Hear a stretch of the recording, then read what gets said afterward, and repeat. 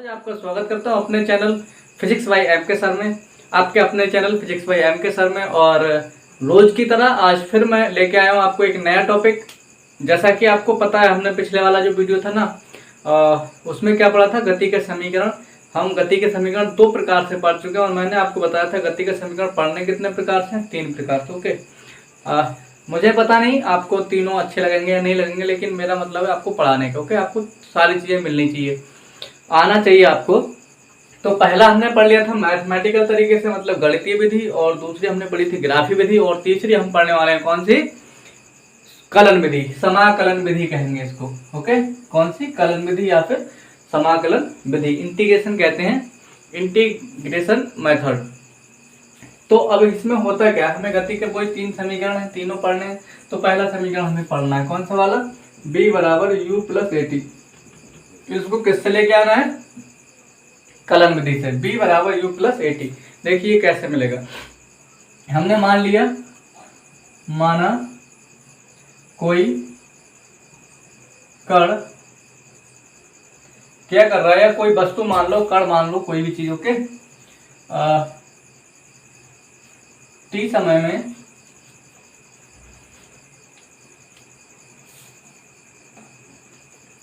कोई कण सूक्ष्म समय अंतराल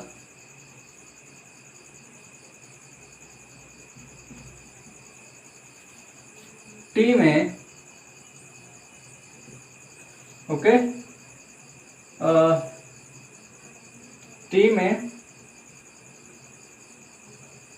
डेल्टा बी वेग प्राप्त कर लेता है।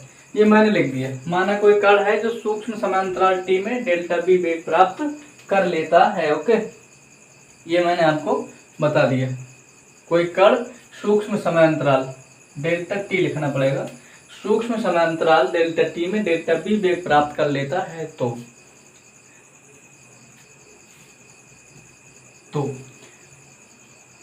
हम जानते हैं भाई, हम लोग क्या जानते हैं, हम जानते हैं त्वरण बराबर, इस लाइन को आप किसी भी तरीके से, मतलब चीजें यही होनी चाहिए इसमें, एक समान त्वरण करने वाली कोई वस्तु है, एक समान त्वरण से इसके वेग में वेरिएशन हो रहा है, वृद्धि हो रही है, वो डेल्टा टी समय में उसका वेग कितना हो जाता है, किसी भी कण का डेल्टा वी हो जाता है। तब त्वरण बराबर क्या हो जाएगा, हमें पता है वेग परिवर्तन बटे समय अंतराल, ऐसा होता है नहीं। अब वेग परिवर्तन, इसको हम ए से लिखते हैं, और वेग परिवर्तन कितना है, delta B upon delta T, मतलब डेल्टा जो समय है, थोड़ा समय है, उसमें थोड़ा सा उसके वेग में परिवर्तन होता है। अभी अति सूक्ष्म होगा तो सूक्ष्म के लिए हम लोग क्या करते हैं, सूक्ष्म समय के लिए इसकी लिमिट ले लेते हैं। ओके, तो क्या हो जाएगा, a equal to limit delta t tends to 0 और delta v upon delta t. जहां पर भी डेल्टा आ जाता है ना, ये डेल्टा, ये बताता है परिवर्तन। ये डेल्टा टी टेंड्स टू 0 का मतलब होता है कि टी इतना छोटा है कि 0 से थोड़ा सा बड़ा है, मगर 0 नहीं है, क्योंकि समय 0 हो जाएगा तो कोई वेग होगा ही नहीं। तो टी जैसे कि एक बार टिक, 0 से थोड़ा सा बड़ा है बट 0 नहीं है। जैसे कि 0.2 में चले जाओ, ओके, 0.00001, तो ये 0 नहीं है, 0 से कुछ है, इस तरीके से कह देंगे कि जो समय है वो 0 नहीं है, 0 से थोड़ा सा 0.2 में बड़ा है बहुत छोटा। तो अगर हम लिमिट अप्लाई कर देते हैं तो ये चीज बन जाती है a बराबर D V upon D T. Okay, main चीज हमको ये चाहिए था, बाकी ये तो ऐसे ही ये से लाने के लिए किया, तो इस पर लिमिट लगा देंगे ये। तो ये जो डेल्टा बी था किस में कन्वर्ट हो जाएगा, डी बी। ओके, और डेल्टा टी किस में, डी टी में, इसकी क्रॉस इसमें गुणा कर लो ए में, तो ये हो जाएगा A D T equal to D B upon, खाली अपॉन वाला तो है ही नहीं, सॉरी, ये इधर आ गया, तो अकेला बचेगा डी बी। ओके, क्या बचेगा यहाँ पर, डी और बी। अब हम क्या करेंगे भाई, इसका कर लेंगे समाकलन, इसको कह दो समीकरण नंबर 1। अब यहाँ लिख देते हैं समीकरण 1 का समाकलन करने पर उचित लिमिट लगाकर, उचित लिमिट के साथ क्या कर देंगे, समाकलन करने पर। अब देखो भी करो समाकलन। ये जो चिन्ह है ना सांप की तरह, जो लोग जैसे बायो ग्रुप के हैं या जो इंटर में जिनके पास मतलब कि ये नहीं है साइंस है, तो उनको ये समाकलन समझ में नहीं आएगा। ये समाकलन का चिन्ह होता है, इससे सांप के जैसा है, ये घबराना नहीं, ठीक है। ये थोड़ा सा आपको समझना पड़ेगा, बताऊंगा जब। जो लोग बायो वाले हैं वो रट लेना, बाकी मैथ वालों को तो समझ में आता होगा। ओके, देखिए भाई, इसके साथ करेंगे तो ये हो जाएगा ए डी टी और ये डी बी। अब लिमिट कैसे लगाएंगे, लिमिट समय क्या है भाई, समय 0 से t, 0 से t, मतलब एक बार टाइम कितना, 0 पे t बराबर 0। ऐसे मान लो मैं यहाँ लिख देता हूँ, अगर t1 बराबर हो गया 0 और t2 बराबर t, मतलब स्टार्टिंग में समय क्या था, 0 था और थोड़ा सा बेग, ऐसे दो बेग होंगे। मैंने मान लिया b1 बराबर u और b2 बराबर b। जब समय t1 था तो बेग क्या होता है, u। ओके, जब समय t2 है, सॉरी t है, 0 से बढ़ के कितना हो गया t, तो बेग बढ़ के कितना हो गया b। इन्हीं दो के बीच हम लिमिट लगाएंगे, तो यहाँ पे क्या हो जाएगा, u से लेके b। u था, क्या हो गया b, u से कितना हो गया b, 0 से कितना हो गया t, यही दोनों लिमिट हो गई, 0 से t और u से b। अब हम क्या करेंगे इसमें, देखो a, ये t है यहाँ पर, मतलब यहाँ पर जो समाकलन है वो t के सापेक्ष है, लेकिन यहाँ पर क्या है a, तो a अचर पद हो गया, a को निकाल देंगे बाहर, a को हमने कर दिया बाहर, तो अंदर क्या बचेगा यहाँ पर, 0 to t इंटू dt, कुछ नहीं होगा तो यहाँ पर 1 होगा। ओके, ऐसे यहाँ पर कुछ नहीं होगा तो 1 होगा। ये हो गया u, थोड़ा बड़ा ही बना लो, u to b 1 into dv। अब मैं इधर कर दे रहा हूँ। ओके, अभी आप देखिए, इसको उठा के इधर रखेंगे हम, तो क्या होने वाला है यहाँ पर, समाकलन बता दूं पहले होता क्या है। समाकलन का मतलब होता है इंक्रीजमेंट, वृद्धि। जो अचर पद होते हैं, सॉरी चर पद होते हैं, उनकी घात में वृद्धि, उसको हम कहते हैं समाकलन। जैसे अगर सपोज दैट यहाँ पर x है और x का समाकलन करेंगे हम, तो कैसे करके होगा, जब x का समाकलन करेंगे तो यहाँ पे x की घात कितनी है, 1। समाकलन करने पर x की जो घात है उसमें एक घात जुड़ जाएगी, और जितना ऊपर होगा उतना ही नीचे होता है, ये हो जाता है समाकलन।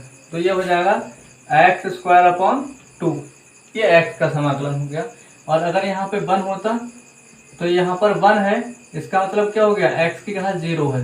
भाई x की घात 0 का मान क्या होता है, यहाँ बता दूं मैं आपको, x की घात 0 का मतलब होता है 1, मतलब किसी की भी घात 0 होती है तो उसका मीन क्या होता है, उसका मान कितना है, 1। ओके, तो यहाँ पर हम क्या रख सकते हैं, x की घात 0 रख सकते हैं, नहीं तो यहाँ क्या रख लिया, x की घात 0। अब इस 0 का करेंगे 1 की जगह पे, मतलब यहाँ पर अभी 1 है ये dx, तो इसको हम लिख सकते हैं ऐसे, x की घात 0 इंटू dx। x की घात 0, 1 को हम क्या लिख सकते हैं, x की घात 0। अभी इसका मतलब बिल्कुल ऐसे समाकलन करेंगे तो ये हो जाएगा x की घात पे 0 + 1 अपॉन 0 + 1, तो ये हो जाएगा x की घात 1/1 या x, क्योंकि 1 से भाग करो गुणा करो कोई फर्क नहीं पड़ने वाला। तो जहाँ पे अगर 1 है तो 1 का समाकलन निकल के क्या आएगा, x, और जहाँ पर x है तो x का समाकलन निकल के क्या आएगा, x²/2, मतलब इसकी घातों में वृद्धि हो गई। यहाँ x की घात कितनी थी, 1, अब यहाँ पे कितनी हो गई, 2। यहाँ पर x की घात कितनी थी, 0, और यहाँ पे कितनी हो गई, 1। तो घात में वृद्धि हो रही है।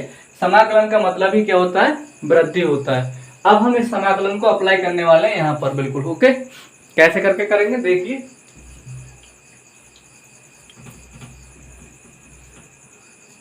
जो ये है इसको यहाँ पे लिख लो एक बार, a 0 से t इसकी लिमिट चल रही है, और यहाँ पर क्या लिखा हुआ है, 1 इंटू dt।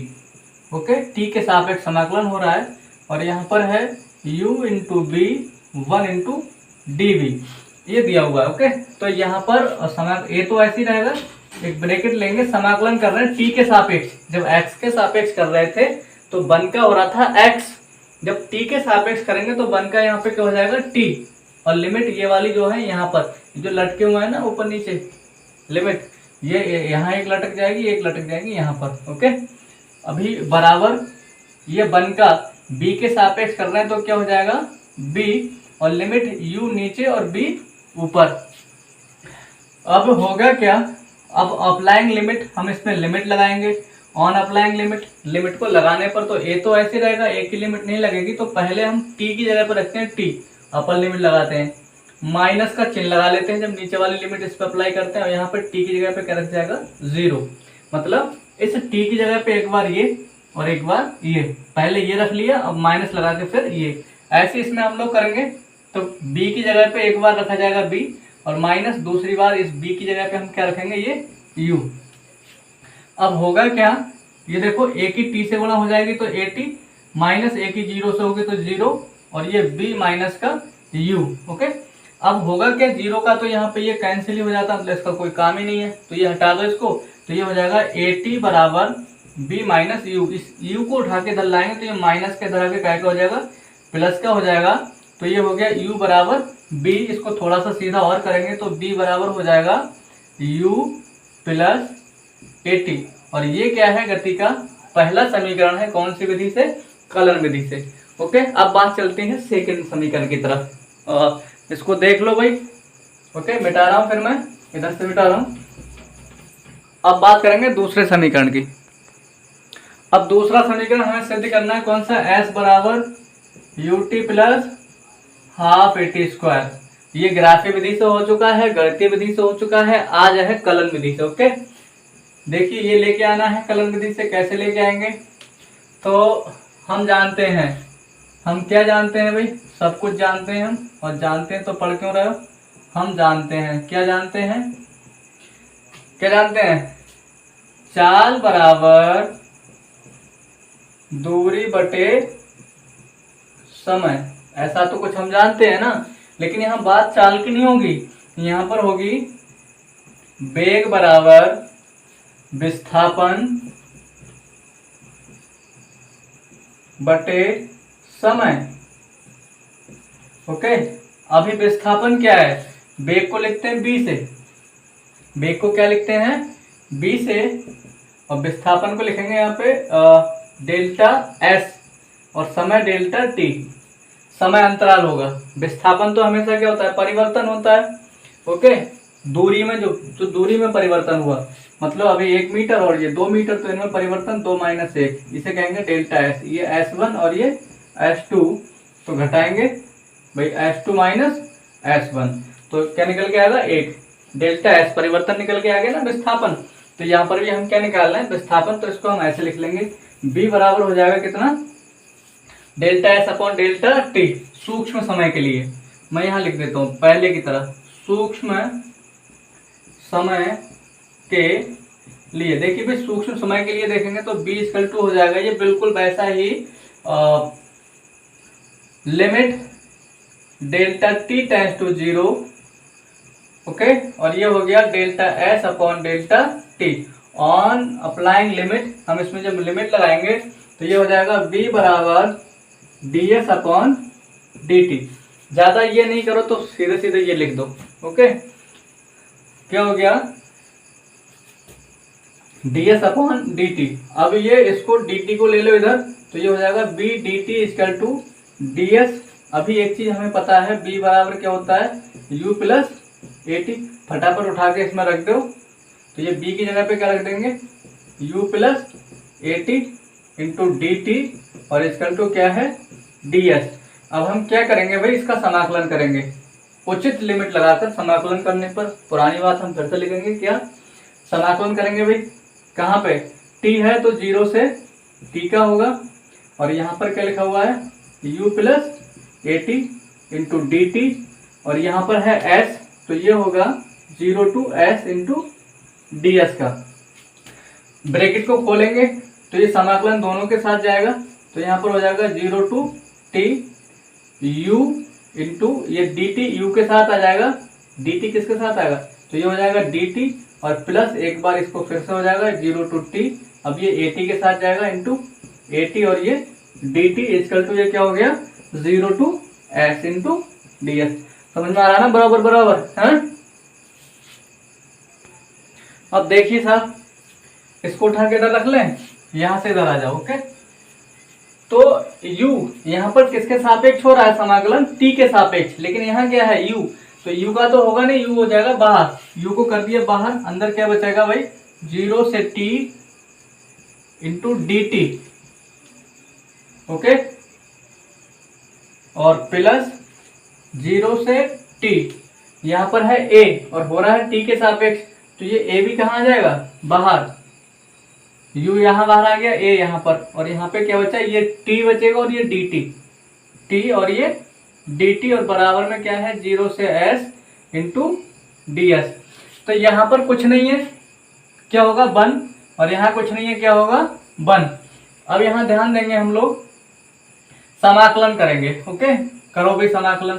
तो u तो बच गया, ब्रैकेट लगा ली, और 1 का क्या होगा भाई, मैंने बता दिया 1 का होता है x, यहाँ पे क्या हो जाएगा 1 का t, जब x के सापेक्ष होता है तो x होता है, यहाँ t के सापेक्ष हो रहा है तो 1 का क्या हो जाएगा t, और लिमिट पुट कर दो 0 से t, ये वाला प्लस लगा लिया, ये प्लस लगा हुआ है भैया, घबरा मत जाना, ये a ऐसे लिख लिया।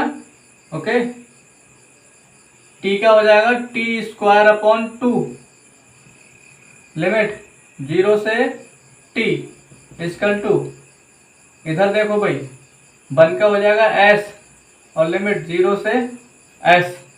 आई बात समझ में, एक बार फिर से बता रहा हूँ, u कांस्टेंट था, इसको बाहर कर दिया, 1 का होगा t, यहाँ पे क्या t की घात 0 होगी, 1 को मैं क्या लिख सकता हूँ, 1 को लिख सकता हूँ t की घात 0, क्योंकि t की घात 0 का मान क्या होगा 1, जिसकी घात 0 होती है उसका मान क्या होता है 1, और भाई t की घात 0 है, इसमें एक बढ़ेगा घात, तो t की घात 0 प्लस 1 अपॉन 0 प्लस 1, तो ये कितने हो जाएगी t की घात 1, मतलब फर्क नहीं पड़ने वाला, तो खाली ये कितना आ जाएगा t आ जाएगा बाद में। ओके, अभी बताया था पिछले, तो यहाँ पर भी ये क्या हो जाएगा ऐसे हो जाएगा। अब लिमिट अप्लाई करो, ऑन अप्लाइंग लिमिट। ओके, आराम से, तो u बहुत ध्यान से देखेंगे, एक बार t की जगह पर रखेंगे t, तो t की जगह पर रख दिया t, फिर माइनस लगा कर लोअर लिमिट लगाते हैं, तो t की जगह पर हो जाएगा 0, लग गई, प्लस यहाँ है a।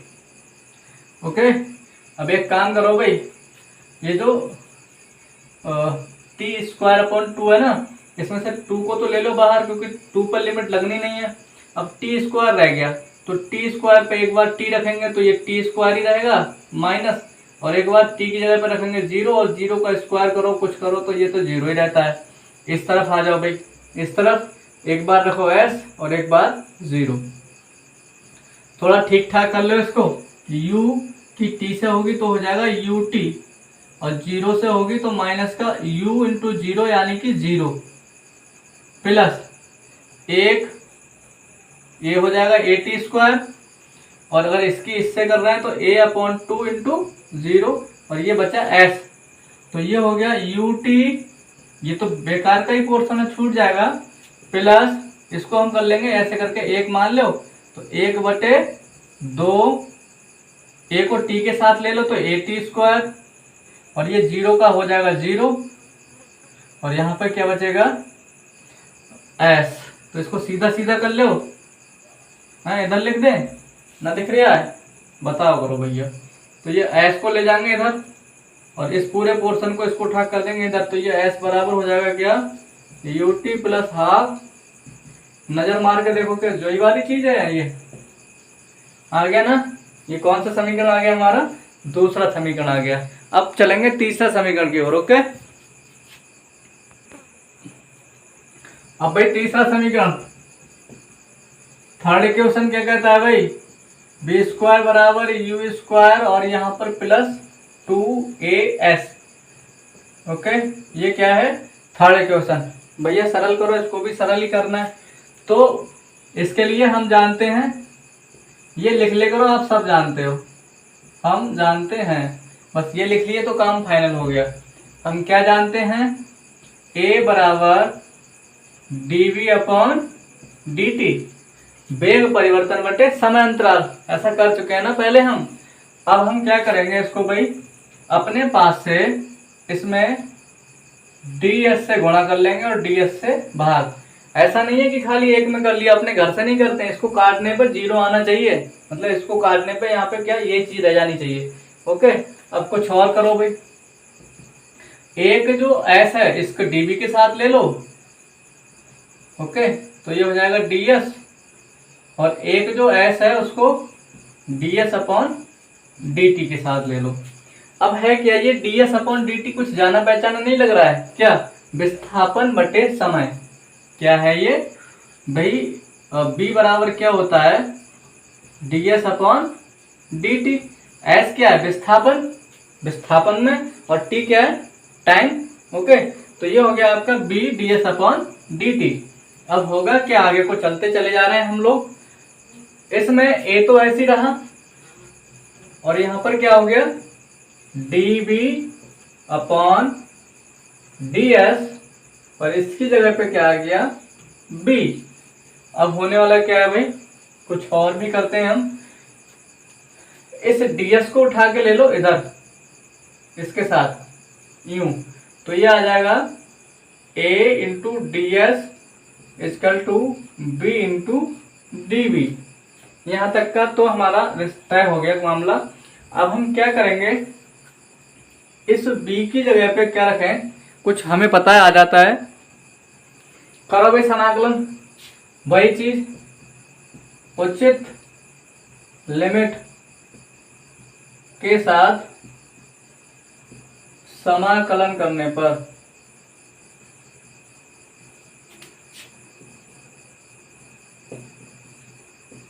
करें भाई। s है तो 0 से s, a तो अचर है, ds b है तो 0 से u से b चलता है, b बेग है, और ये कितना हो जाएगा? b into dv। अभी a बाहर कर दो भाई, तो यहाँ पे किसका हो जाएगा? 0 से s 1 इंटू ds, और u से b इंटू dv। करो भाई समाकलन, तो 1 का क्या हो जाएगा? s, और लिमिट 0 से s इंटू a, और इसका क्या हो जाएगा? b का b स्क्वायर अपॉन 2, और लिमिट u से b। लगा डालो भैया, इसमें लिमिट लगाओ, इसमें लिमिट लगाओ, तो ये तो है a बाहर रहेगा। एक बार s की जगह पे s रख दिया, एक बार हो जाएगा 0। यहाँ पर ये 2 को कर लो बाहर, 1/2, तो यहाँ पे क्या हो गया आपका? b स्क्वायर, एक बार b रख दिया तो b स्क्वायर हो गया, और एक बार रखेंगे u माइनस का, तो ये हो जाएगा u स्क्वायर। ठीक है, बराबर बराबर। एक बार इसकी जगह पे b रख देंगे, और एक बार u। ये वाला 2 था, इसको निकाल दिया बाहर। ओके, अब ये a की s से करेंगे तो as, ये वाला पोर्शन 0 हो जाएगा, बराबर 1/2 b स्क्वायर। ये 2 को ऐसे मत करो, इस 2 को ले आओ इधर, b square minus u square, इस 2 को ले आओ इधर, तो ये हो जाएगा 2as, गुणा में इधर। ओके, और इधर क्या बचेगा? b square minus u square, इसको भी फटाफट उठा लो भी, ये माइनस का इधर जाकर हो जाएगा प्लस का, जो उठ रहा है उसको उठा लो, बचा b स्क्वायर, सीधा कर लो, तो b स्क्वायर बचा कितना? u square plus 2as।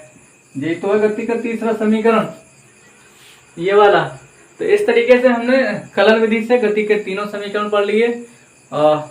सारा का सारा जो मेन फर्स्ट चैप्टर में वो हो गया। अब कल का जो दिन है, अगला जो वीडियो है, वो सिर्फ इससे कुछ न्यूमेरिकल होंगे, मजेदार न्यूमेरिकल। 2-1 सवाल करवाएंगे, ठीक है, छोटे छोटे अच्छे सवाल ढूंढ के आपको करवाएंगे। तो कल का जो टाइम है केवल सवालों के लिए, बाकी का इसमें जो था लगभग गति के समीकरण थे, चाल, औसत चाल, त्वरण, औसत त्वरण, बेग, औसत बेग, ये सारी चीज, तात्क्षणिक बेग, सब कुछ करा दिया।